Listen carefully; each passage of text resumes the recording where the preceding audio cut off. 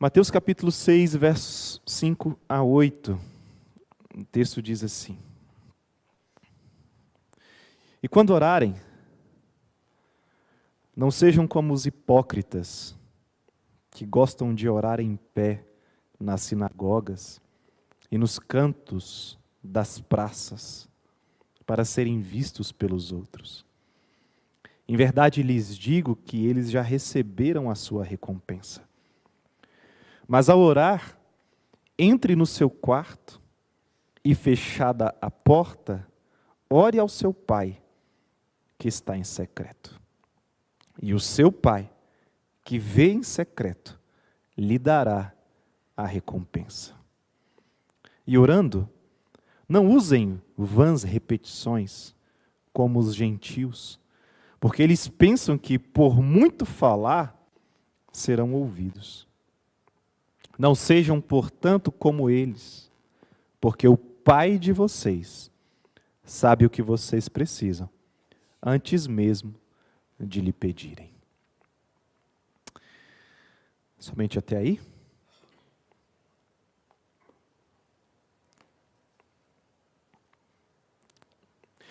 Nenhuma parte da disciplina espiritual é fácil. Aliás, até a palavra disciplina, hoje, para os nossos dias, ela é mal vista, mal colocada, mal interpretada. Há uma tentativa de deturpar, de prostituir o real significado daquilo que é disciplina. Inclusive, quando a gente quer brincar com o termo, né? Isso vai ficar de disciplina, hein? Quando a gente faz alguma coisa, não aqui, que aqui ninguém faz nada errado, mas em outros lugares que alguém faz alguma coisa errada, a brincadeira imediata é essa, vai ficar de disciplina. E até nisso a gente precisaria rever aí, teologicamente, a nossa brincadeira. Disciplina é algo que tem sido remetido a algo ruim, a algo mal. Aliás, se você tem disciplina, ou se você disciplina alguém, você não ama. É essa a construção narrativa que está sendo feita nessa sociedade. Se você tem disciplina, ou se você é disciplinado, se você disciplina alguém, você não ama essa pessoa, porque amar não é confrontar. Bom, biblicamente a gente sabe que isso é uma mentira, e o pai da mentira é Satanás, o diabo. E nós precisamos, então, nos aproximar de um texto como esse, sabendo que ele não é fácil, embora muitas vezes nós romantizemos, não só esse, mas boa parte do Evangelho, porque o que nós queremos é a paz mundana, o amor mundano, para uma regalia mundana, e que nada tem a ver com aquilo que Jesus está ensinando aqui. Jesus ele está num dos momentos mais incríveis do seu ministério. Possivelmente, o maior sermão que Jesus já pregou. Se não em quantidade, mas com toda certeza em conteúdo, em substância, em qualidade. Jesus ele está falando para milhares de pessoas. As pessoas estão ouvindo ele falar e a conclusão preliminar que essas pessoas chegam é: ele não está falando como os outros falam. O que ele está falando é diferente dos demais. E olha, essa é a mente fértil aqui do pregador, olha, nós temos pregadores, nós temos pessoas, nós temos pastores, mas a gente está falando da sinagoga, então nós estamos falando do chefe da sinagoga, esse ancião, essa pessoa experimentada na lei do Senhor, que nos ensina. E por que ele fala diferente? A palavra de Jesus, ela era autoritativa, ela era de autoridade, ela era um decreto. Aliás, ele era e foi e é o único que pode de fato ter essa palavra, porque é inerrante, é apta para todas as coisas. ela discerne tudo. E o próprio Cristo, ao falar de si mesmo, ele está dizendo: eu sou a verdade. É por isso que quando ele fala, ele não está falando simplesmente para provar algo para alguém. Não, você tem o seu argumento e eu tenho o meu contra-argumento. E eu vou te convencer então por forças argumentativas que você está errado e que eu estou certo. Essa não era a tentativa de Jesus, nunca foi. Quando ele ensinava, e os seus ensinos eram vastos e muitos, ele ensina a respeito do juramento. Ele ensina a respeito do casamento. Ele ensina a respeito da vingança. Ele ensina a respeito do amor, não só àqueles que te fazem bem. E se eu te perguntar aqui, se você tem alguém que te faz bem, é possível que você fale assim, sim. E aí você vai falar assim, pastor, estou pensando aqui bem. Mesmo que você não acredite que tem alguém que te faz bem, é possível que você esteja errado na forma de você enxergar. E Jesus ensina sobre esse amor, não só àqueles que são amigos, mas ele ensina também o amor a quem é inimigo. Amar quem você ama é fácil, agora eu quero ver você amar quem não te ama de volta. Quem não te é recíproco, a quem não há reciprocidade. Jesus ele começa o capítulo 6 ensinando a respeito das esmolas. E aqui há dois ensinamentos nesse capítulo 6, pelo menos esses primeiros dois, que dizem respeito a algo muito importante para os nossos dias e que talvez esteja sendo perdido, que é a piedade. A piedade é algo que nós precisamos entender, porque, meus irmãos, nós podemos ter muito claro nas nossas mentes e corações a nossa identidade. Você sabe quem você sabe o seu dom, você já entende o seu talento, você já tem algo, uma convicção sobre a sua vida, mas sem piedade, isso não vai fazer nenhuma diferença. Porque se você não tem a piedade, você não tem a humildade para se aproximar e se relacionar. E pronto. Aí você criou uma autoridade que na verdade é mais do tipo chefia, força, violência. E não um exemplo do vamos juntos. Vamos caminhar juntos, vamos andar juntos, vamos liderar e ser liderados pelo exemplo. Jesus ele começa falando sobre isso em relação às esmolas, a doação, a parte financeira, mas aí ele vem um segundo aspecto, que é o da oração. E é sobre isso que a gente tem para falar essa manhã. Esse segundo aspecto de piedade é o da oração. E eu não vou falar sobre toda a oração, isso vai ficar para o próximo domingo, então não perca, nesse mesmo lugar, né? A gente vai falar sobre isso. Mas eu quero falar o antes disso. O como se deve se aproximar de Cristo, de Deus, do Espírito Santo, para que nós possamos orar. Já que orar não é fácil, mas nós somos capacitados a falar com Deus. Nós precisamos entender isso. Meus irmãos, nós temos a capacidade de simplesmente falarmos com Deus no momento em que quisermos, a hora que quisermos, e certamente Ele vai nos ouvir.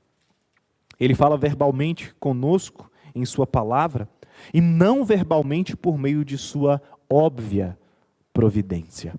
E a gente vê isso aqui. E quando orarem?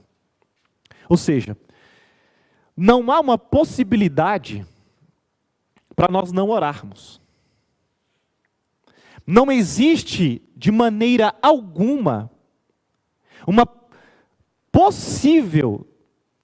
possibilidade de nós ignorarmos a oração. Porque nós não ignoramos outras coisas. Nós não ignoramos o trabalho, a roupa, sobretudo no dia que está frio. Você ignorou sua roupa hoje, na hora que você lutou para sair da cama? Você não ignorou ela, pelo contrário. Você tratou ela com muito cuidado. Pegou até aquele casaco que há muito tempo estava ali, né, meio naftalina feelings, e vamos lá, é agora. Já deixa separado, pega um sol, né? Pelo menos sai correndo na casa lá para ver onde é que está o sol. Estava brincando ali mais cedo com a família Nunes ali, né? Vai onde está o sol, irmão. Vai lá e vai igual o curitibano, lagarteando. Eu já aprendi isso fácil. A oração não é algo que nós possamos negociar. Porque se nós negligenciarmos a oração, em que nós venceremos?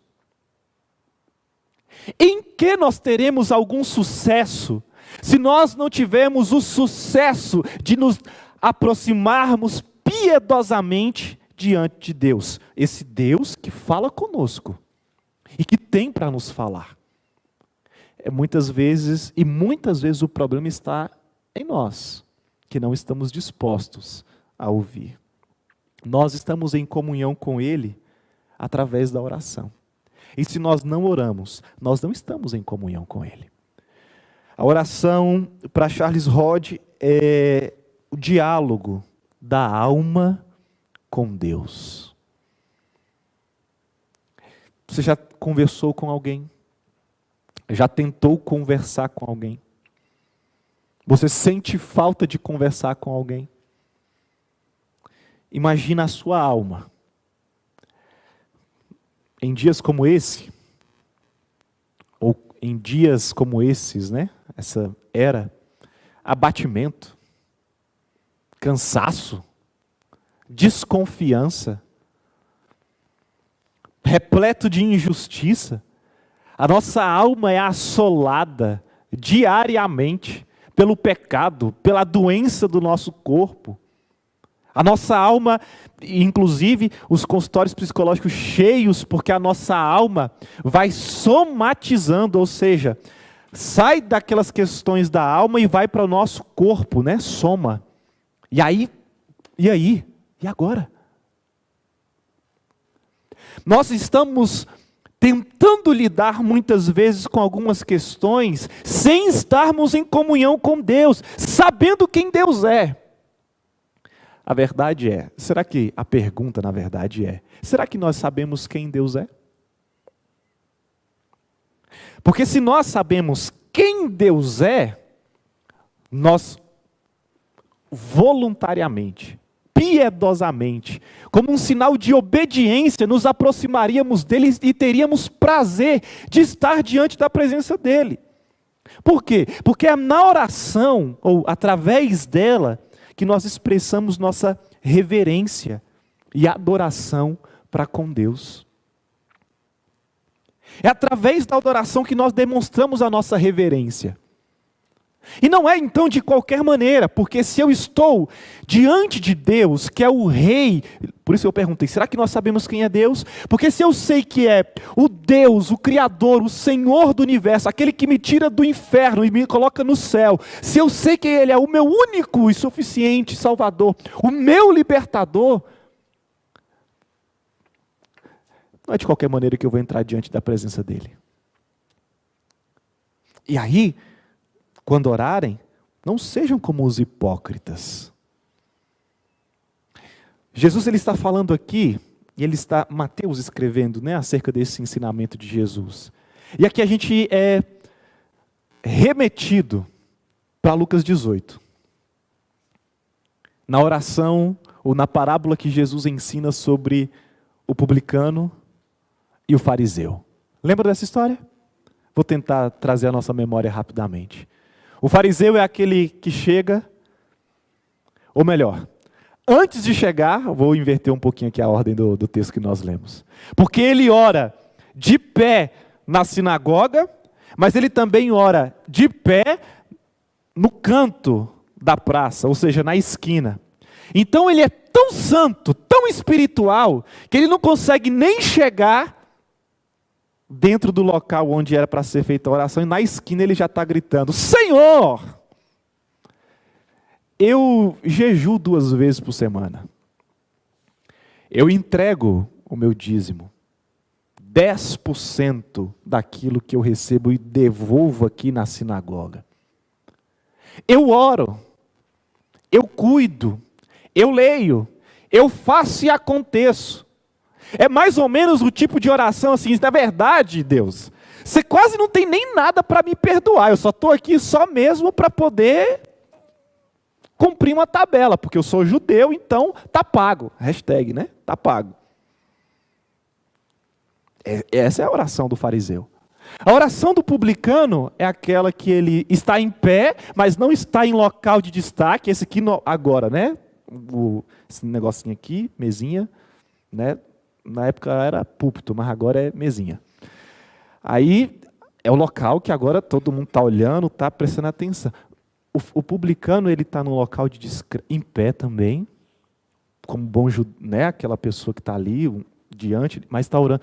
Nem consegue, o texto de Lucas 18, ele nem consegue levantar a sua face.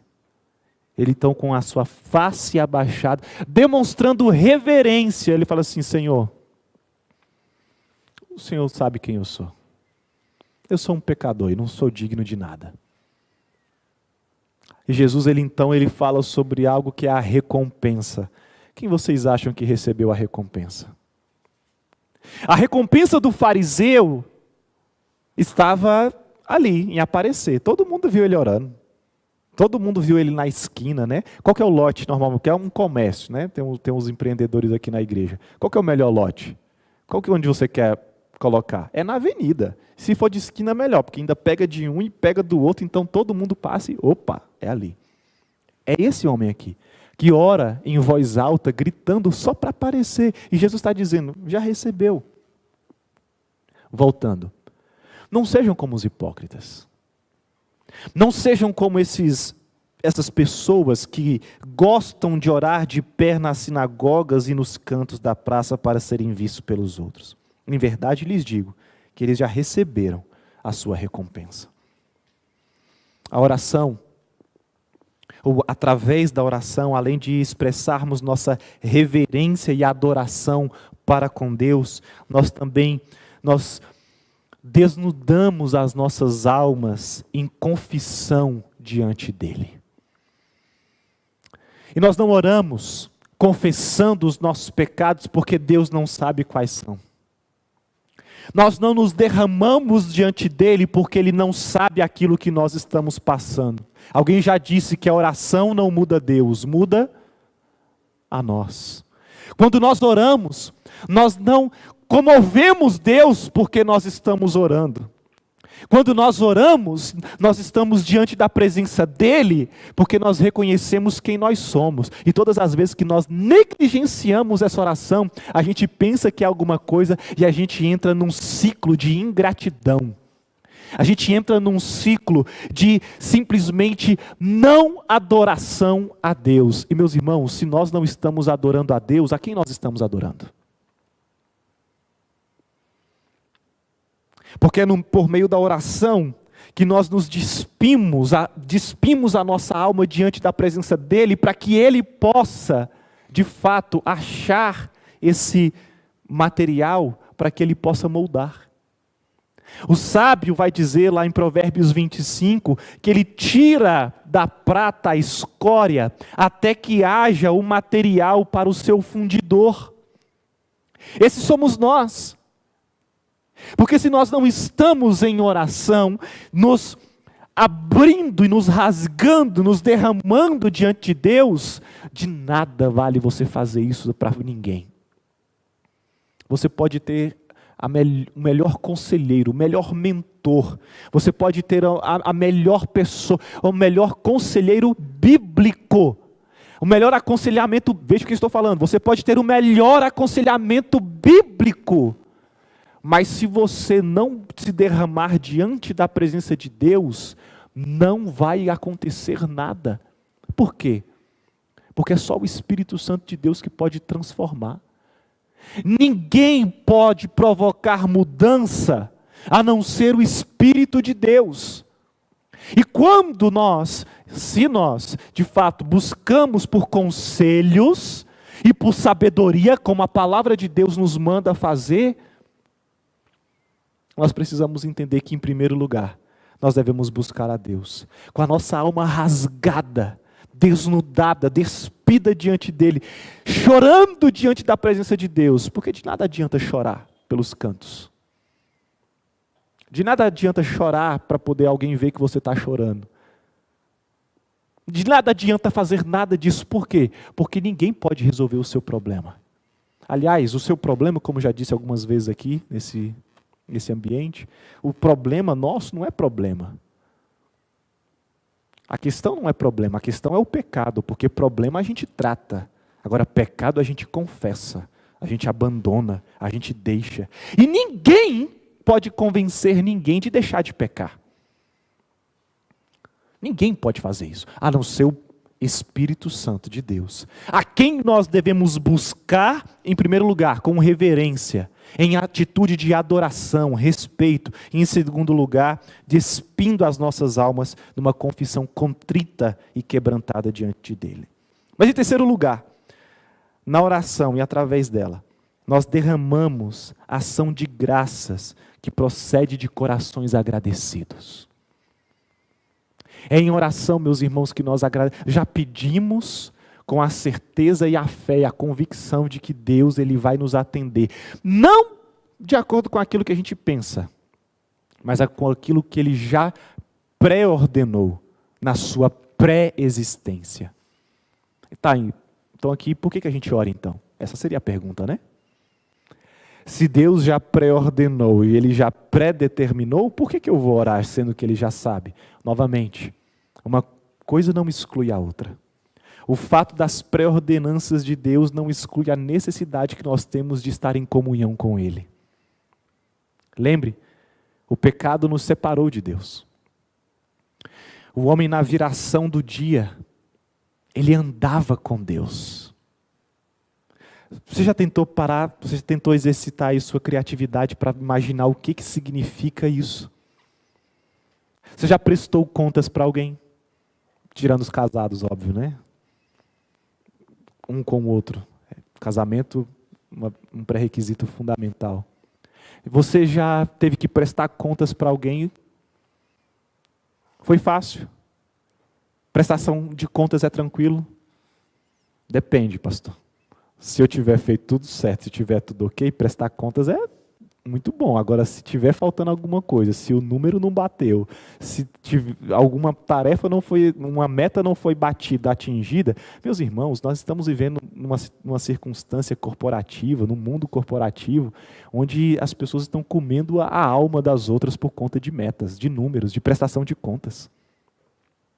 Deixa-se de orar para poder bater a meta. Ignoramos a disciplina por quê?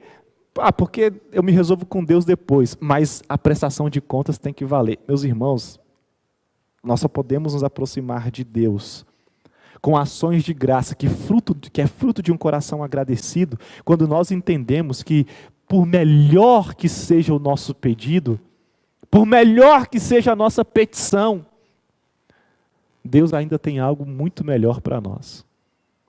E a resposta para o seu pedido, para a sua petição, pode ser o quê? Não. Não. E ainda assim nós nos aproximarmos dele com o nosso coração o quê? Grato. Por quê? Senhor, eu não sei. Eu não sei, mas o Senhor sabe. Eu estou querendo, vou citar uma oração que nós temos feito lá em casa. Nós estamos querendo uma casa própria. E se Deus responder não?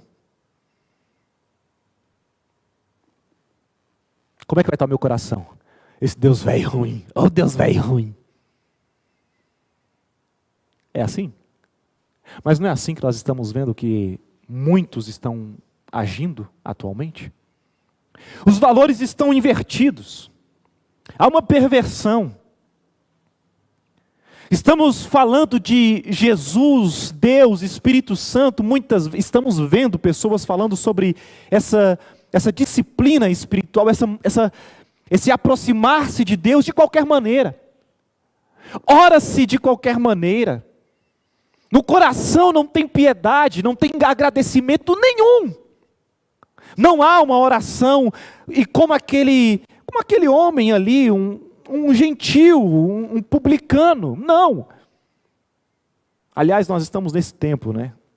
Aqui em Curitiba, ontem, teve a marcha dizendo eles que é para Jesus, mas é uma mentira. Ufanismo. Curitiba é de Jesus, não sei o quê. Meus irmãos, ufanismo total, uma loucura, desvairada. É uma panaceia desvairada. Porque dizer que a marcha é para Jesus é muito diferente daquilo que é feito muitas vezes. Eu conheço muito bem o ambiente. Já estive em alguns, inclusive como convidado. É uma marcha para evangélicos. E diferente, veja como é a diferença, né? Dizer que alguma coisa é para o evangelho e para os evangélicos. Totalmente diferente. Orações vazias de sentido.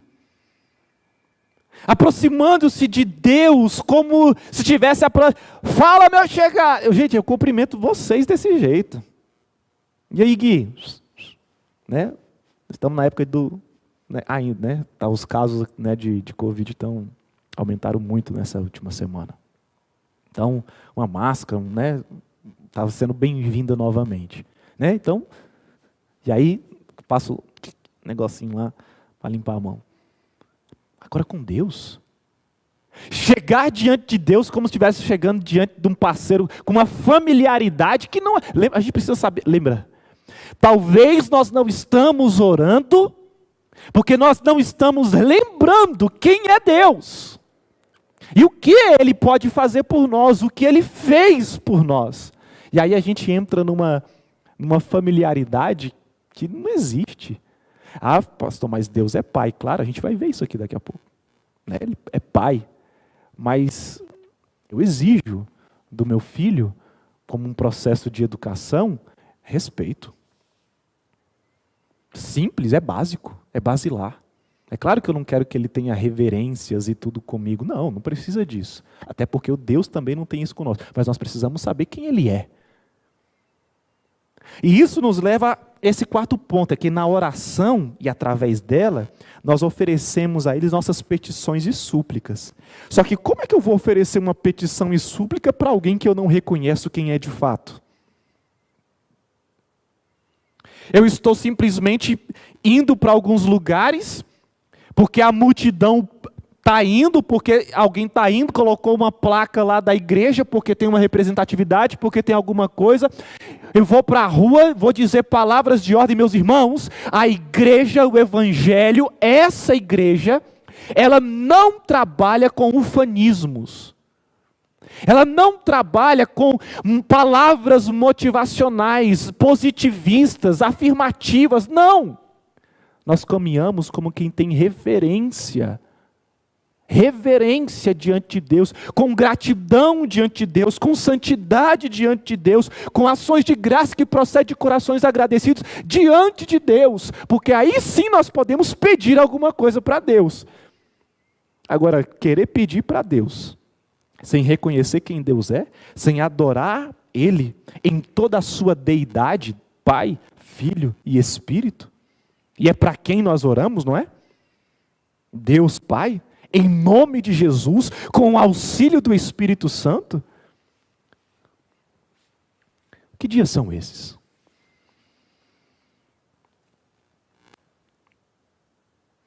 Que dias são esses? Nós não estamos falando de ser o campeão mundial de oração, em quantidade. O texto já nos adverte sobre isso. Vãs repetições, versículo 7. Quando orares, não usem de vãs repetições. Porque esses mesmos homens, esses fariseus que Jesus faz menção e que está lá escrito no texto de Lucas, são os homens que chegavam lá e ficavam lá, falando. Por conta da sua boa oratória, eram treinados para isso, né? Por conta de alguma coisa, aí não, vão impressionar. Meus irmãos, ninguém está aqui para impressionar ninguém. Eu não estou aqui para te impressionar. Não estou aqui e que ninguém esteja aqui para impressionar ninguém. Nós estamos aqui para adorar a Deus. Para sermos edificados pela palavra de Deus. Conduzidos à piedade, à gratidão, às súplicas, à adoração a Deus, como Deus determina que seja. Não tem a ver com aquilo que eu estou falando. De mim mesmo. De mim mesmo eu tenho as minhas falhas. Eu tenho os mesmos desafios que os irmãos. Ah, não, mas você é pastor, então pastor ora aqui por mim. Né? Oração do pastor. Irmão, não tem disso. Porque se o pastor não orar, meu Deus. Né? Aí já começa as crendices. Entenderam a ilustração? Nós ficamos criando um monte de coisas simplesmente como subterfúgio, como desculpa para a gente poder não orar. E tudo é mais importante do que a oração, porque tudo se torna mais importante quando nós negligenciamos estar diante de Deus. E isso não está longe daquilo que tem sido chamado igreja. Quando vocês orarem, que vocês façam isso de uma forma simples, objetiva. E uma das marcas, né, da oração, o Pai Nosso, é isso. Jesus está ensinando. Como é que a gente ora então? Como é que nós devemos... A pergunta que está sendo respondida é essa, né? Como é que a gente deve orar então? Jesus vai ensinar, olha, aí vocês vão ver, né? É assim, ó, Pai Nosso, e ele começa a ensinar. A simplicidade marca esse momento, só que muitas vezes a gente se perde. A oração deve ser dirigida unicamente a Deus, e não a criaturas, a coisas. A oração é para Deus, porque somente Deus pode atender a necessidade que urge dentro do seu coração. A oração deve ser feita para Deus, porque primeiro é assim que Ele nos ensina, e segundo, porque nada nem ninguém poderá preencher, e tudo aquilo que você orar e pedir que não for primeiro para Deus, esquece. Se fosse lá no Rio, né? Esquece. Esquece. É a nova do momento. Esquece, irmão. Não tem como. Você vai ter alguns dias, horas, minutos de prazer, de contentamento. Mas na primeira questão, no primeiro obstáculo, na primeira dificuldade, pronto, acabou. Por quê? Não pediu para Deus. Não se derramou diante de Deus. Não buscou a Deus. E é por isso que ele fala assim, não sejam como os hipócritas. Quando vocês orarem, sejam piedosos, sejam simples. Meus irmãos, a oração genuína, ela tem alguns requisitos. E o primeiro é que nos aproximamos de Deus com sinceridade. Frases vazias, corações insinceros, isso constitui uma zombaria para com Deus. Essa oração, ela não vai ser recebida. Ela não pode ser dirigida a Deus, ainda que você fale em nome de Deus, porque a gente pode falar. Mas ela não, sem sinceridade, não adianta. Não adianta. Sem sinceridade, não adianta. Nunca adiantou, nem vai adiantar. Por quê? Porque Deus ele requer isso de nós. A oração genuína ela tem esse requisito primeiro.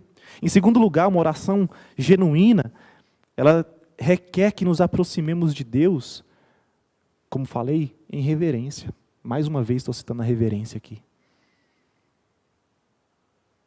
Ela requer alguns princípios.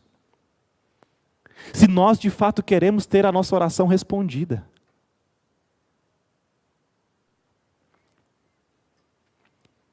Se nós não tivermos reverência diante da presença de Deus, quem é que vai ter? Como é que nós vamos ensinar? Como é que eu vou ensinar o Dani, a Mari, que são os meus filhos? Como é que você vai ensinar os seus, ou as pessoas que você tem perto de você, que você vai discipular, está discipulando? Como? E aí eu quero citar mais uma vez o texto aqui. Veja, ao orar, entre no seu quarto e fechada a porta, ore ao seu pai que está em secreto. O que a gente vê aqui, uma referência aqui, né, do texto de Isaías 26, sobre entrar dentro do quarto. Meus irmãos, aqui pode ter pelo menos duas interpretações. A primeira, literal. Vou entrar dentro do meu quarto, lá no seu quarto, você vai fechar a porta, você vai orar. O quarto é um aposento, vou entrar dentro de um um local. Mas aqui, a cultura aqui não pensa naquele quarto igual a gente tem hoje, né? Aquele quarto tem ali, igual você tem lá na sua casa. Não. Aqui é um outro tipo de cômodo da casa. A ideia aqui também ela pode nos levar a pensar, e eu gosto muito disso, da sua atitude. Primeiro, vou excluir a mim. Porque quando você ora, você está se excluindo. Você está se reduzindo a alguém que precisa de ajuda. Então, ainda que você esteja cercado por muita gente, você pode estar dentro do seu quarto, em oração. A sua mente, a sua alma, buscando a Deus. No trabalho, no ônibus, no carro, no Uber, sei lá o quê, moto, bicicleta, patinete, não sei mais o que tem aqui nessa cidade, tem um monte de coisa aqui para se mover aqui nesse lugar. Não em patins, não importa. Nós temos como nos aproximar de Deus. Agora, para que isso? Por que tudo isso essa manhã? Por que falar de todas essas coisas essa manhã?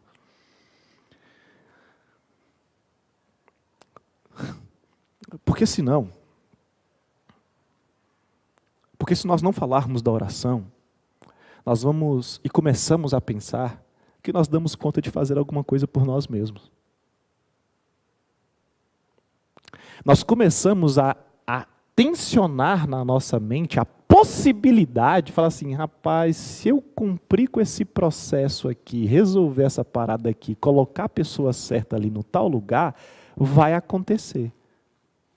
Se eu resolver a parada da internet, do não sei o que, da outra ali, vai resolver. Se tiver isso, e a gente começa a entrar numa automatização de um processo que descarta a necessidade de estar diante da presença de Deus. A gente começa a pensar que a igreja é empresa. E, aliás, nunca se teve tantos CEOs de igreja. Nunca se teve tanto coaches da teologia. Nunca se teve tanto uma mistura daquilo que é santo com aquilo que é o profano. E se nós nos aproximamos de Deus para orar, é possível se aproximar de Deus sem santidade? Sem piedade? E é por isso que nós muitas vezes oramos, e pedimos, e o quê? E não recebemos. Por quê? Porque a nossa atitude não está correta. Ah, mas eu fui, mas eu fiz, Ótimo, perfeito. Mas nós não estamos falando de um ambiente, de um empresarial, acadêmico, educacional, não, profissional, não. Não confundam isso com excelência. Sejamos excelentes, amém? Façamos com excelência o melhor que nós pudermos fazer com o recurso que nós temos agora. Perfeito. Gosto muito lá do, como é que é o Cortella, né? É, aquela voz dele assim, voz de pastor, né, irmão? Tem que você tem que fazer tudo que você tem. Faça tudo que você tem para fazer com aquilo que você tem agora. O melhor que você pode fazer, faça agora, enquanto você não tem coisa melhor para fazer ainda melhor. Perfeito. Dá para aplicar aqui. A gente precisa entender isso. Só que processo sem santidade é só um processo. Eu gosto de processos. Desenho processo. Aliás, na minha formação aí, eu sou gestor de processo, né? Mas nada substitui o processo de reverência diante de Deus, de submissão diante de Deus, de reconhecimento de quem Deus é. E quem Deus é? E aí ele fala aqui, né, que é a recompensa. Por que isso? Porque o Pai Qual é a palavra que ele usa? O Pai. Ele não usa o chefe. Ele não usa o déspota. Ele não usa o faraó. Ele não usa... Não, ele usa Pai. Nenhuma religião trata Deus como Pai, a não ser a gente. Por quê? Porque nós somos feitos filhos de Deus, adotivos em Cristo, e Ele é o nosso Pai. Se você já é pai, a gente já falou sobre pais hoje, né? Você é pai, você já deu alguma coisa para o seu filho que ele não queria receber? A não ser que eu estou falando de castigo, de disciplina, dessas coisas. Você já deu algum presente para ele que ele não queria? E eu também não estou falando de condições, óbvio. Quando o nosso filho nos pede alguma coisa, o que a gente se esforça para fazer? Dá para ele aquilo que ele está pedindo. Óbvio, guardados os devidos limites e proporções. Os lá de casa estão pedindo algumas coisas que estão além dos limites e proporção. Mas a gente está conversando e orando sobre isso. Não é outra coisa, não prometi nada. Não, vamos orar. Vamos orar. Já orou por isso? Pode assistir o vídeo, ver a foto. Já orou? Não é de outro jeito. É impossível não lembrar da minha mãe, né? Quer o computador? Vai orar. Aí fui orar. Orei aquela oração infantil. Sabe aquela oração? Quem já? Amém? Uma oração infantil. Senhor, eu quero um computador. Em nome de Jesus. Amém. Pronto, mãe! Orei ou não orei? O que ela mandou eu fazer? Está orado? E aí? Ela assim, você não entendeu, calma, eu vou te explicar. Aí eu já te contei a história como é que era, né? Orar. Pai, o seu Pai, o Pai de vocês sabe o que vocês precisam. Meus irmãos, eu não sei se você sabe o que você precisa. Aliás, eu tenho orado, e os irmãos aí que eu tenho compartilhado, sobretudo o Léo, né? Eu tenho orado, tenho pedido a Deus, tenho clamado ao Senhor, tenho falado no nosso GR, tenho compartilhado sempre, né? Por conversões, vidas, pessoas, tenho orado por isso. Eu não sei se isso é o que Deus quer. Eu imagino que seja. Eu não sei qual é o tamanho que essa igreja vai ser, que ela vai se tornar. Mas eu sei que quanto mais esse grupo que está aqui hoje, né? Quanto mais as pessoas que estão aqui hoje caminhando com a gente entenderem a necessidade da piedade, da devoção, da reverência, da disposição, desse coração agradecido, dessa ação de graça, meus irmãos, eu tenho por certo que Deus vai acrescentar pessoas.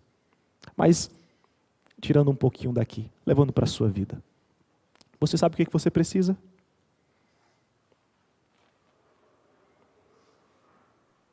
Quando você ora, você tem orado pelo quê? Você tem pedido o quê? Ou melhor, você tem entendido esses passos da oração? Ou através da oração, como deve ser a nossa postura diante de Deus? O que nós temos pedido para Deus?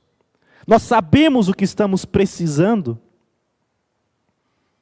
A Bíblia fala que até mesmo antes de nós pedirmos aquilo que nós estamos pedindo, ou falarmos com Deus, Ele já sabe aquilo que nós precisamos. Então, eu quero te dar essa palavra aqui.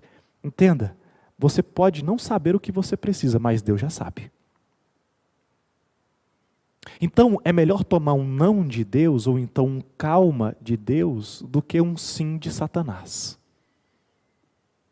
É muito melhor você entender a necessidade que você tem de se submeter à deidade de Deus, do que simplesmente você caminhar com arrogância e a prepotência de pensar que pode fazer alguma coisa. Não podemos. A oração, ela nos coloca no nosso lugar.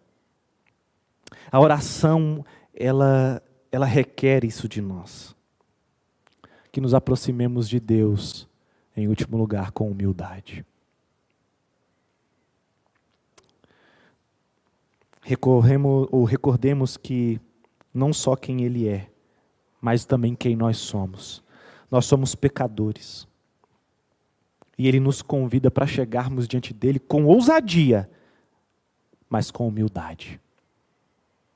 Com coragem, mas livres de toda arrogância. Oremos a Deus Pai, em nome de Jesus. E oramos em nome de Jesus porque nós reconhecemos que Ele é o nosso único mediador.